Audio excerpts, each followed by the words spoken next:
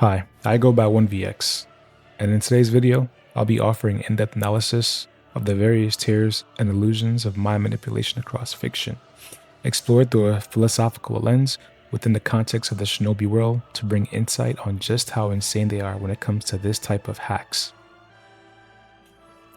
What is mind manipulation? The art of mind manipulation, or often referred to as a mind hacks, is a recurring theme throughout fiction, spanning genres from science fiction to fantasy, horror, psychological thrillers. It explores the ethical, philosophical, and metaphysical implications of influencing the mind through different applications, some completely mental, magical, others just biological induced. In many stories across comics and fiction, mind manipulation is not a binary power but exists along a spectrum, from subtle nudges to just absolute control.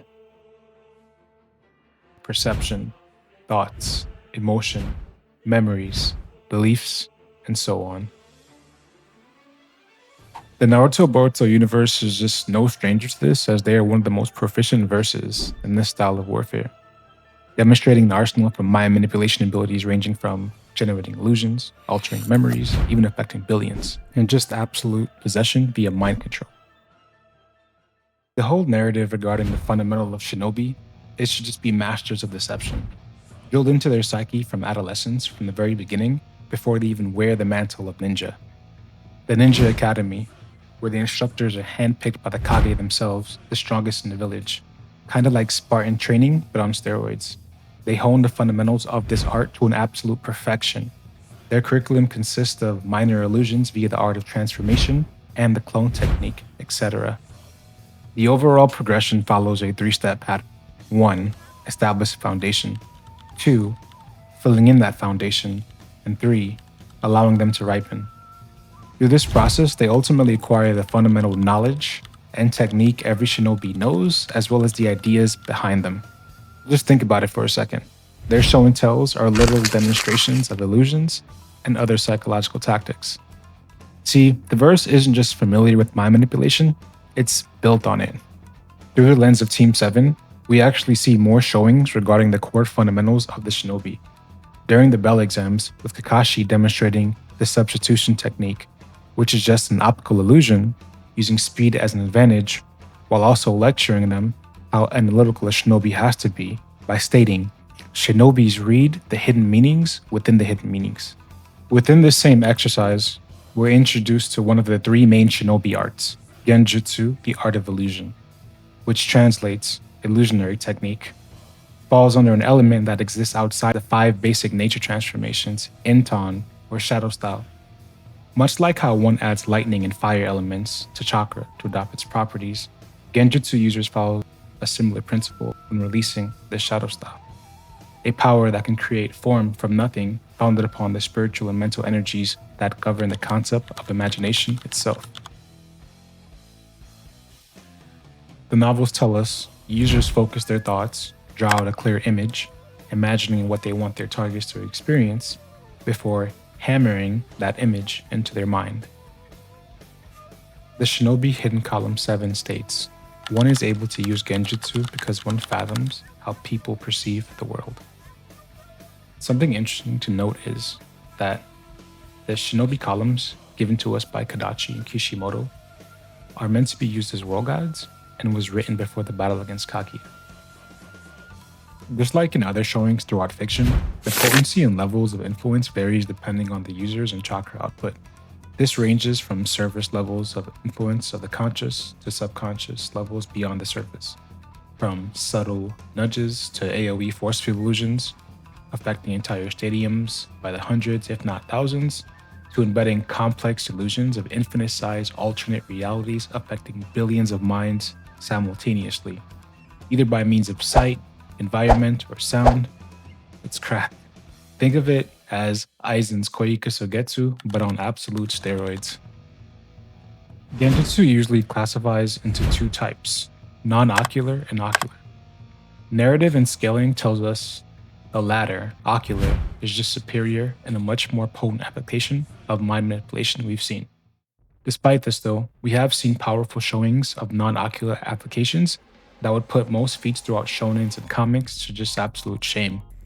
The musical Genjutsu Chains of Fantasia, where you lose perception of the world around you, and your consciousness is pulled into a nightmare world of underworld binding, filled with nothing but endless skull and bones, as you're paralyzed and your body is removed of all mobility, losing the will to fight. As stated, consciousness itself progressively fades away.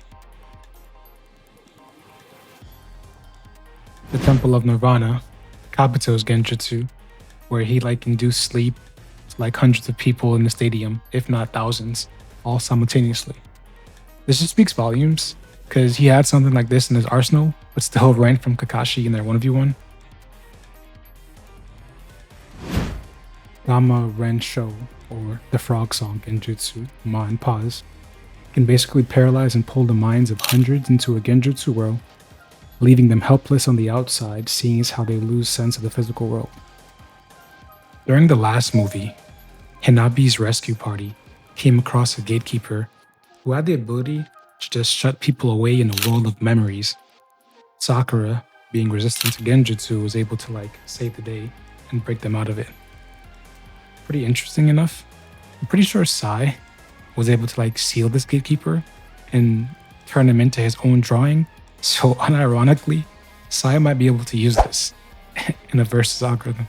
In the Shikamaru Hidden novel, Cloud Drifting in Silent Darkness, we meet the main antagonist of the story named Gingo, who can cast Genjutsu with his words, affecting those even on an emotional level. People would just utterly cry from him saying absolutely nothing in his opening speeches. He was able to affect and manipulate Anbu masters such as Ro and Saku, and even Sai. What makes this feat impressive is they all have Genjutsu blocks, which we'll talk about later. Then we have the Tosca Blade, endowed with the power to plunge those it pierces into a Genjutsu world of dreams for eternity. Nagato is still trapped here. Moving on to Ocular Genjutsu, the most revered and feared type of Genjutsu that just brings absolute terror to its enemies. Note that Kakashi in this panel is literally sweating in fear, despite having resistances and dealing with some of the mind hacks listed previously. The general rule of thumb here is to cease and desist, flee if you're in a 1v1, much like Minato's flee on sight order. In the Sasuke Retsuden, Book of the Sunrise, we're introduced to the Ketsuryugan, literally means Blood Dragon Eye, a dojutsu of the Chinoiki clan, which is said to rival the Uchiha's Ocular Genjutsu. Sasuke literally ordered the other nations not to engage, as no other nation could combat its Genjutsu. Within this story, Chino, the main antagonist, had multiple Genjutsu battles with Sasuke, where Sasuke couldn't break free with just his 3-Tomo Sharingan. This is pretty impressive, as this is blank period Sasuke after his battle with Kaguya, much stronger than when he fought Itachi and was able to break free of Itachi's Tsukiyomi. Sasuke was forced to use his Mangekyo to overcome the Ketsuryugan's Genjutsu, which basically drags its target's consciousness into a world filled with nothing but sea of endless blood. The Sharingan, renowned as the Eye of Hypnotism, and its evolved variant, the Mangekyo, or the Kaleidoscope Eye, have demonstrated some of the most impressive feats regarding mind manipulation we've seen that would honestly hold a candle amongst the best throughout fiction. Inducing sleep with a glance, compelling the mind to relay information against their will, erasing memories, invading the mind, suppressing power, suppressing and influencing emotions, embedding thoughts and ideas, able to alter the perception of reality to such a degree the mind and body becomes indivisible. So if the mind deteriorates, the body follows. Can force the mind to perceive infinite illusions, make someone experience 80 years worth of a lifetime within 1/trillionth of a second, can trap the consciousness in the endless temporal loop for all eternity, where they're just fighting phantom versions of you forever. And with the Renei Sharingan, one can project infinite-sized alternate realities, whether being dreams or nightmares, within the minds of billions simultaneously. This does make you wonder just how potent the Sharingan and its evolved variants are, considering it's the only form of mind manipulation throughout the verse that can just straight up tame the Bijou, and no other form of mind manipulation can do this. There is this big misconception floating around that Sri Sri's Kotoamatsukami is like Aizen's Koikusugetsu. That's just not true at all, and I'll go over that misconception in another video. But if you want a general idea of what Sri Sri's Kotoamatsukami is, I would suggest revisit the movie Inception. The film explores the concept of inception, ironically, the act of planting an idea so deep that the subject believes it originated from their own mind. Sri Sri is basically doing all of this with just a glance by sidestepping all the extra work the movie portrays to basically plant the ideas in the target's minds. I just had to bring that up because Aizen's Koikusugetsu just doesn't really have any feats of manipulating thoughts or planting ideas into anyone's minds. His illusions just don't work that way at all. With all the showings throughout the verse on dishing out mind manipulation, what about resistances? What can they actually take? How do they deal with it? It actually begins in the classroom, in the academy, right? Where they're not only trained to strengthen their body, but also their minds. We kind of get a general feel for this within the report cards, which is given to us in the guide and the manga, where they're also graded on their knowledge and performance on Genjutsu. This makes sense, seeing as how they have simulated battles within the classroom. So they already have a layer of resistance, which they do end up demonstrating. And some of the aforementioned Genjutsus like the Temple of Nirvana, Chains of Fantasia, etc., which just speaks volumes of how potent ocular Genjutsu is, seeing how it's able to overcome their resistances. Obito shrugging off Ino's mind transfer, Shikamaru resisting Gingo's Genjutsu, Sasuke and Itachi exchanging countless illusions, like a battle of telepathy similar to Emma Frost and Rachel Summers. And Team 7, at the start of Chunin exams, was able to see through the force field illusions.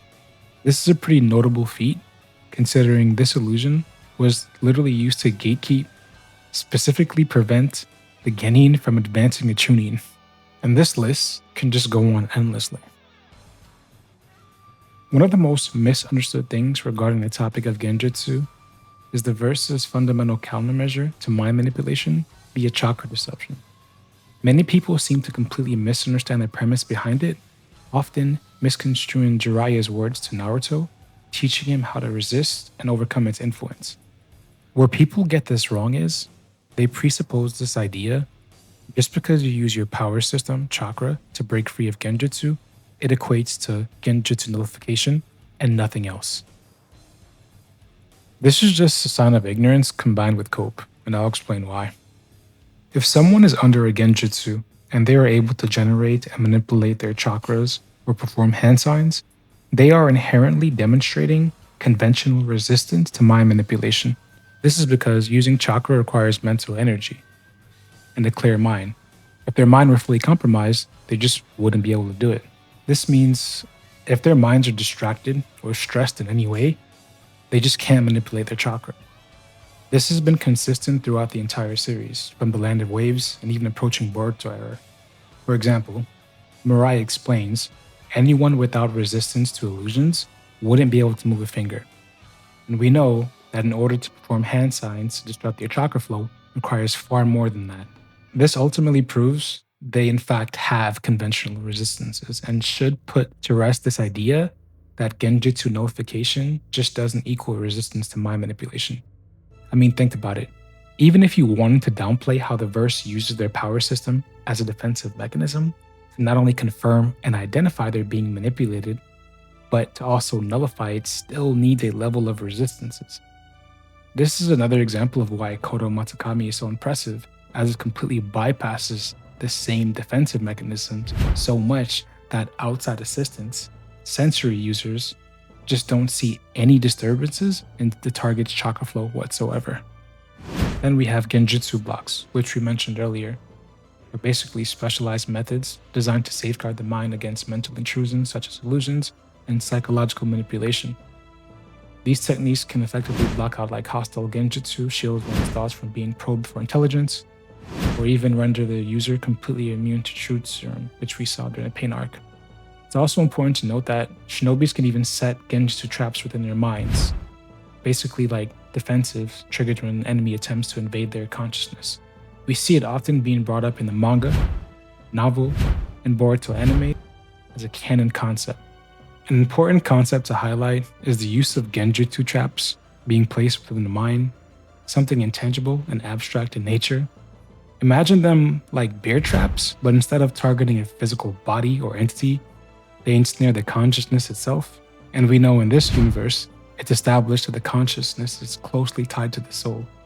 This should easily nullify and counter the argument that genjutsu can't affect a soul. Moving back to the Sharingan, also known the copy wheel eye, not only has the ability to see through illusions, but also reflect them back onto the caster. This is shown and stated multiple times throughout the lore.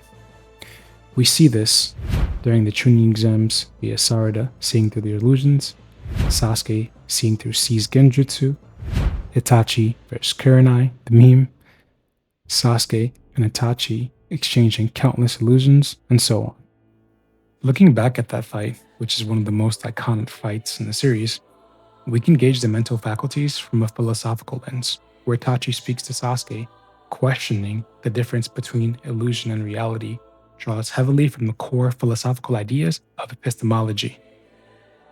His words blend with subjective reality, my truth versus your truth, skepticism of knowledge and perception, awareness that perceptions shapes reality, and illusion versus reality. When he states to Sasuke, their reality may all be an illusion, this is reminiscent of the Matrix, when Morpheus asks Neo, what is real? How do you define real? This is subjective idealism, the idea that reality is mentally constructed. In a way, I interpret this as Itachi spending one last time to train Sasuke, as philosophical discourse often strengthens the mind to think deeply, clearly, and independently, while also strengthening self-awareness, emotional intelligence, inner coherence, and overall mental toughness. When we take a look and study the name of the natural evolution of the Sharingan, the Mangekyo, or kaleidoscope eye, which can just refer to different things depending on context through philosophical or psychological use. For example, it can describe a person who sees the world in ever-changing ways. It can reflect any type of disorientation or overstimulation. Rings a bell. Often used to describe visions, illusions, or mindscapes in media, especially in dreams or surreal sequences. Sometimes tied to memory fragments, shifting ideas, or a multiverse.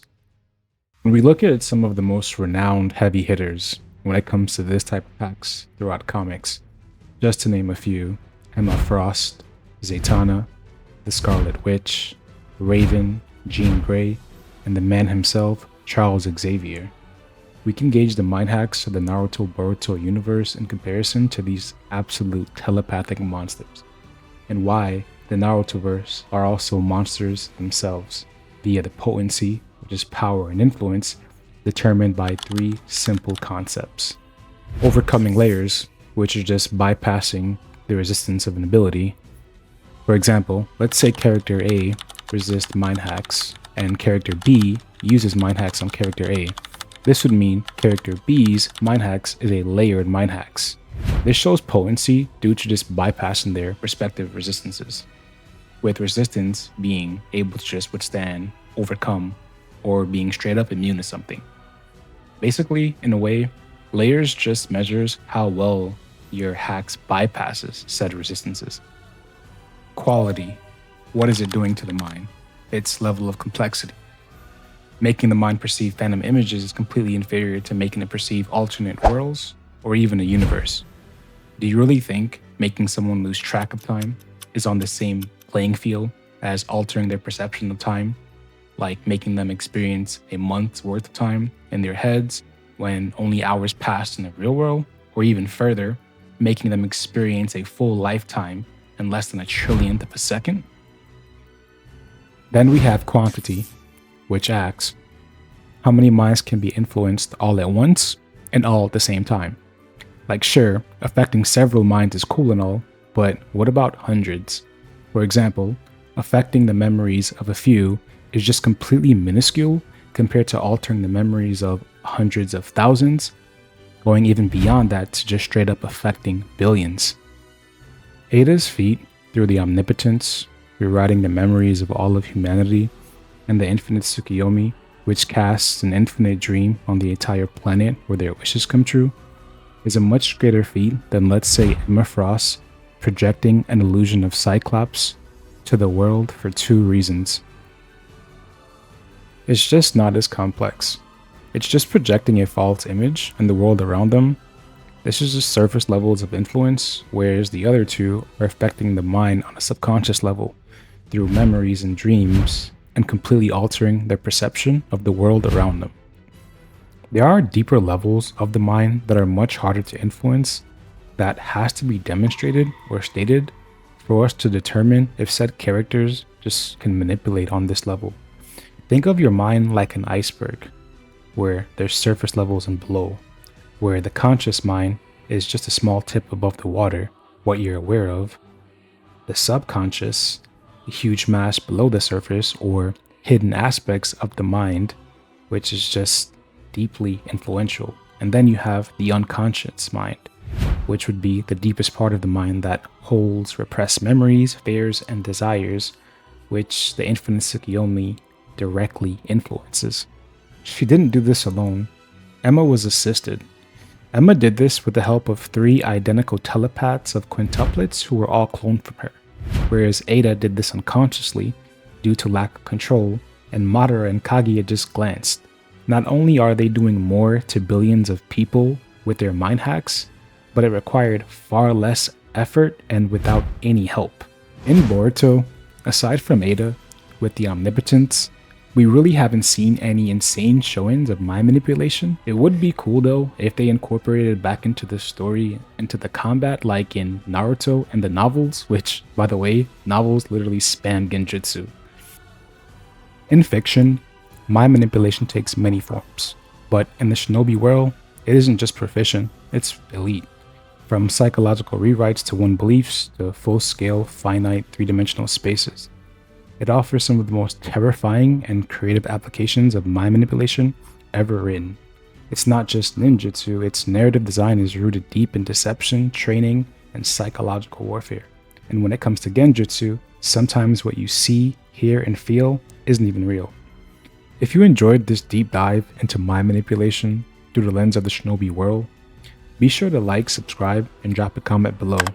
Let me know, what's the most overpowered mental ability in fiction and why? And until next time, I'll catch you guys later.